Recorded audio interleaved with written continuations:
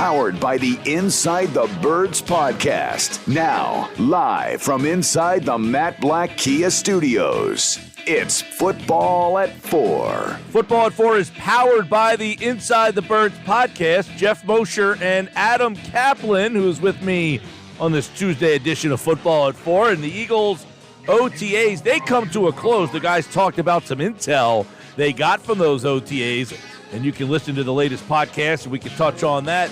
But now, OTAs in the rear view, Adam Caplan, and what's coming up next. We now know the date for Eagles training camp. It was announced yesterday that the Birds will be back on the field in about 7 weeks from now. Yeah, Mike, good to be with you. Yeah, so they won't announce the full practice schedule, although the fans won't be able to go unless you're a season ticket holder. We'll explain that in a second. But that generally doesn't get announced until within 10 days of training camp. The Eagles aren't the only team that does that. Most of the league waits till a week or two before training camp starts. So we'll know by the middle of July what the dates are fully. But, yeah, it wasn't like this, in the early 2000s when practices were at Lehigh. Fans obviously got to go there. So now, since Chip Kelly wanted to change things in 2013, they moved everything back to their home area at NovaCare Complex, and the only people who could go are the season ticket holders and selected. There's usually, Mike, 100 to 200 selected season ticket holders who go, and also business clients are able to go. They're in a tent and so forth. But look, it's just not like it used to be. It's which disappointing. I don't know about you, but I actually like Lehigh. Maybe I'm one of the few people who actually liked it. Yeah, I mean, did you follow it? Were you with the team in the old Westchester days? I was not. No, I started covering the team in '99 lightly, full-time 2000. Then the whole league and all 32 teams in 2001. But I just remember going, and this is well before Terrell Owens and that acquisition, but just blown away by the crowd size. And then when the Owens trade happened at that first practice, which they had around 10,000, it's one of those things that we didn't really, I don't know if we had camera phones back then, but that's something, I'm not someone who collects much, but I would have loved to have had just the pictures of the crowd. Like I'm sure you could find that stuff on YouTube, but I would have loved to have seen that again because it was one of these surreal things. Even Joe Banner, when we had him on ITV over the years, we talked about it. He was blown away by it. I was an intern at the time, 98, and I remember setting things up and just being like, I can't believe how many people are here for training camp, and that's all kind of out the window now. But July 25th, Eagles training camp, and then they have their practice at the Link, and that practice you can buy tickets for. Yes, and there was one on sale yesterday now, or was it this morning or yesterday morning? This morning. Oh, this morning, okay. So, look, it's not like they sell it out like they sell 75,000, but I don't know if they cap it off. So it's usually they get between 30 and 40,000, and it's a Sunday night, but again, schools aren't in session then. I know it's depending on how the weather is.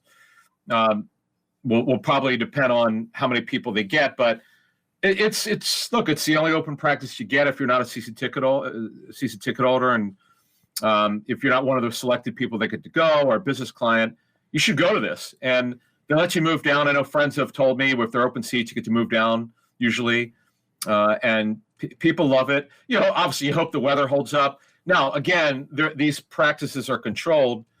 That sometimes they only practice 45 minutes to an hour, Mike. That's just the way it is. And we'll get to some of the OTA stuff, which we didn't talk about the last week. I got more, just kind of a broad overview of what OTAs look around the league.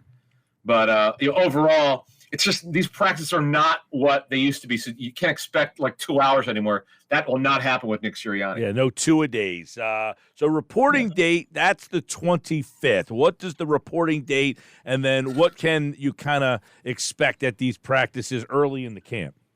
Yeah. Oh, yeah. So on the reporting date, you cannot practice at all. You can't do anything. All that happens is, you see this, it's kind of comical. At least it's something. You get to see the players with bags, and they walk in with a clipboard, whatever the case may be, wearing sunglasses. And because the practices are held at NovaCare, it's not like they have to clean their locker room out. They just go to their locker, and they get to live at home, which the players love that. They really don't like going away for the most part. But so, yeah, they get there. They have meetings in the afternoon and the evening in particular. The next day, you got the first of the 5-day acclimation period. Before, in fact, I used to love this. Andy spared no expense. Like the next day, the first day of that you could practice, if they weren't in pads, it was pretty lively.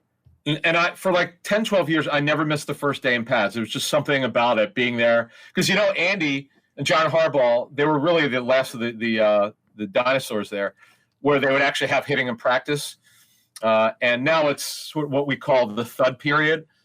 We'll talk more about this in 6 weeks from now, but the thud is where you use an elbow, a shoulder, but you cannot take anyone to the ground, and that's the big difference here with practices. Yeah, Adam Caplan, Football at 4 here on the Sports Bash. You take a look at OTAs and the final week of practices, and really some of the teams are done. Philly, New York, and Cleveland are the rest of the 29 teams. They'll be done by the end by Thursday. By Thursday, yes. You can't. It's so funny. The players, they want, like in the collective bargaining agreement in 2011, things changed. Like they want either a Friday or Monday off. You have to have one of the two off. So what they're getting is you cannot practice. They all end. All 32 are done by fall. They have to be done by Thursday. Some are done by Wednesday. Now, why are the Browns and Jets off? Well, the Browns and Jets, they have the Hall of Fame game, so they're allowed to report 1 week early, and their game is 1 week before everyone else's. Theirs is on August the 3rd. So both teams canceled their camps this week. In fact, the Browns kind of reshuffled the deck. They didn't have anywhere close to the maximum of 13 practices. It's actually 13, not 12. There were 3 teams that I counted that had 13 OTA practices. A fourth would have been the Patriots, but as you know, Mike, they lost some practices, so they don't have them. They didn't have the full 13 allotment. But I like what Robert Saleh said. That look, they knew this going in, that they were going to play in the Hall of Fame game, so they gave the players off this week, but they practiced hard last week. Well, as hard as they're going to practice, I should say. But then the Eagles, this will be the 3rd straight year since Sirianni became the head coach. They've had the least amount of OT practices, and quite frankly, though I was skeptical the first year, I'm all for it, Mike. 22-12 in the regular season, playoffs both years, 1 Super Bowl appearance, and I don't want to jinx anything here, but their injury stuff last year, their injury numbers were pretty good. So how do you knock it? And I have no problem with people knocking it the first year because you're installing new systems, but yet you're not practicing as much. In the end, Mike, I can't argue with it because it worked. It sure did. They obviously went to the Super Bowl last year. They're looking to build off that this year. So to do so, the OTAs are over. We now know training camp, but what issues are still remaining on the offensive side of the ball between now and September when they start the season that they still need to identify? Yeah, right before we get to that, I do want to add the Bengals, as I told you last time, the Bengals are definitely practicing this week, but the Eagles and Bengals had the least amount of practices.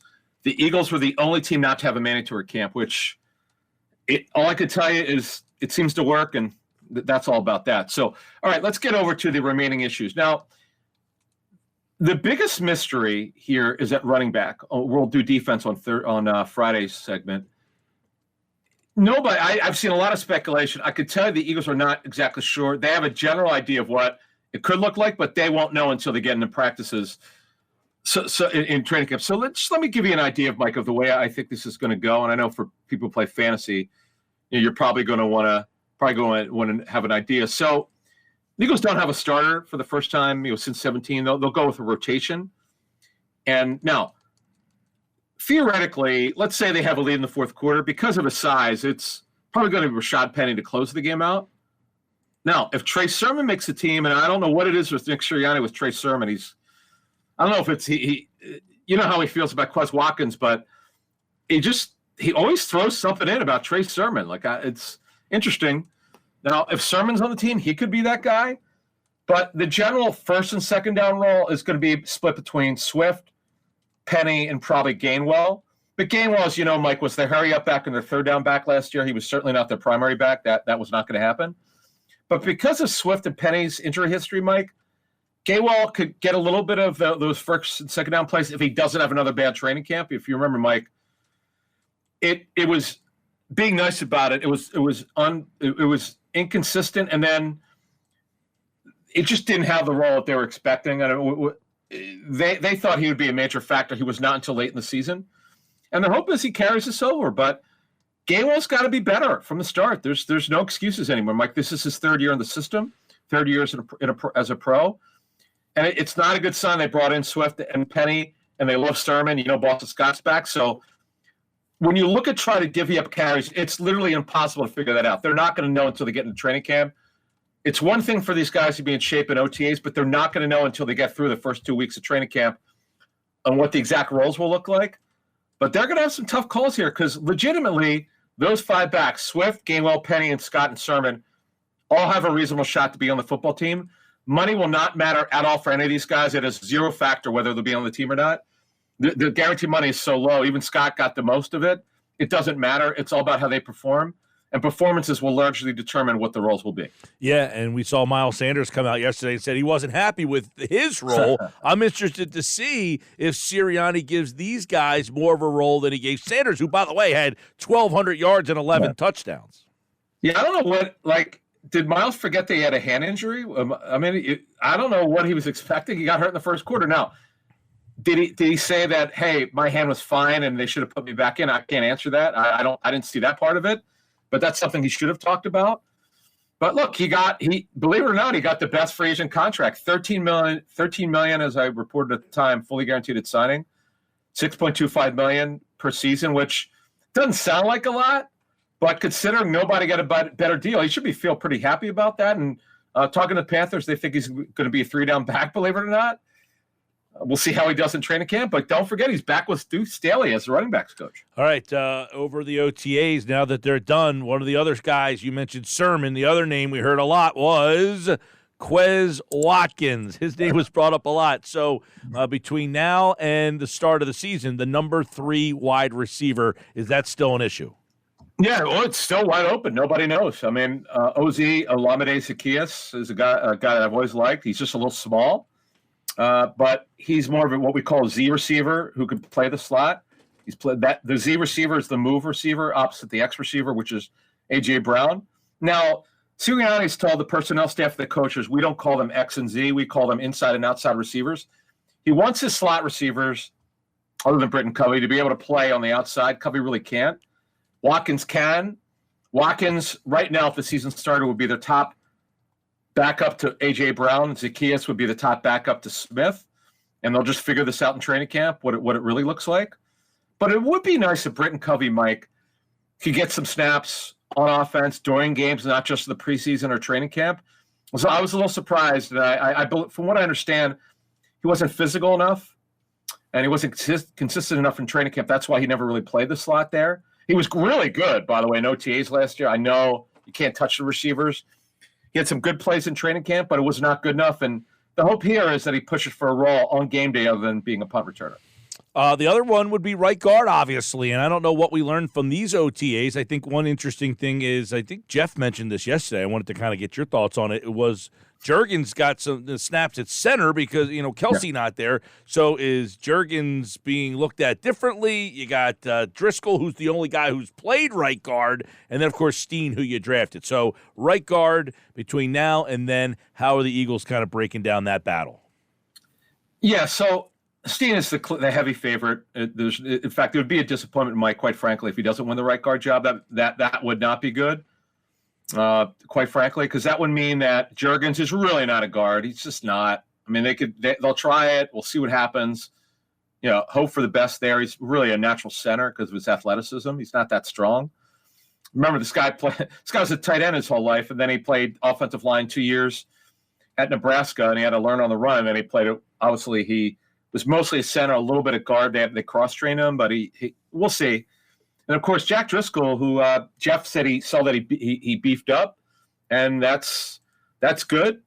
We'll see. It's completely wide open. They don't know for sure, but I would put odds at 2-1 that Steen wins it. That would be my personal odds for it at right guard. Now, in OTAs, over the 6, not just the 2 practices that the media saw, for Kelsey, when he didn't work, it was Juergens, it was Cameron Tom, and Brett Toth, and I believe Julian Good-Jones got some run. Now, I don't know if it was second team, first team with all these guys Well, I know Jurgens definitely got work with the ones. I just don't know about the other guys getting work with the ones. But in the end, it should be Steen at right guard. He really, and from a mental standpoint, for what I'm told, he's a pretty sharp kid. He's pretty strong. He just doesn't have long arms. That's the issue. That's why he can't play tackle at the next level. And by the way, I should note this. We haven't really talked about this before, but I talked to multiple teams about Steen. 2 teams told me they also did not have him graded as a left tackle. They had him moving into guard. Now, they didn't say right guard. They just said guard. Mm-hmm. So you should know that.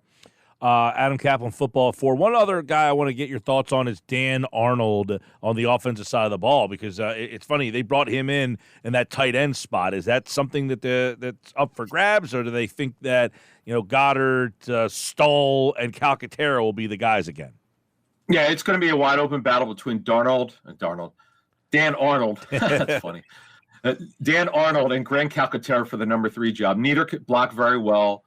Arnold is a vertical tight end, as is Calcaterra. Calcaterra does not run as well as Arnold. Arnold is a former wide receiver at Wisconsin Platteville. He's a guy that coaches love because he could run. And Clay Harbor was actually with, he covered he kind of covers the Jaguars a little bit. He's very close to the team because he played for them, and he knows Arnold's game. And we're talking to the Panthers. They signed him. They gave him a decent free agent deal for being a backup, but he just is not physical enough. Stoll is their unquestioned wide tight end. They don't have another Y on the team. That's why he's on the team. Coaches absolutely adore this kid. What people don't know, Mike, is when he went to Nebraska, he was known as an athletic move tight end. Move tight end is a guy that does not stay in line. And then because of his injury, he had I'm told, a partial MCL sprain and some other stuff in his last year at Nebraska. He kind of had to learn how to block more because he couldn't move as well, and he became a really good positional blocker. And he wowed the Eagles in their rookie camp in 21, and he's been their wide tight end since. No one's even come close to beating him out, Mike, quite frankly. All right, there you go. Let's look at the offense. We'll go down the defensive questions between now and training camp. July 25th is when the Eagles report. Adam's back on Friday. More Football at 4 tomorrow. Jeff Mosher's here on the Sports Bash. Thanks, Adam. You got it. Thank you. Yeah, Football at 4 continues on this offseason Brigade 2, the start of the training camp season, which really is here in, less than 7 weeks from now.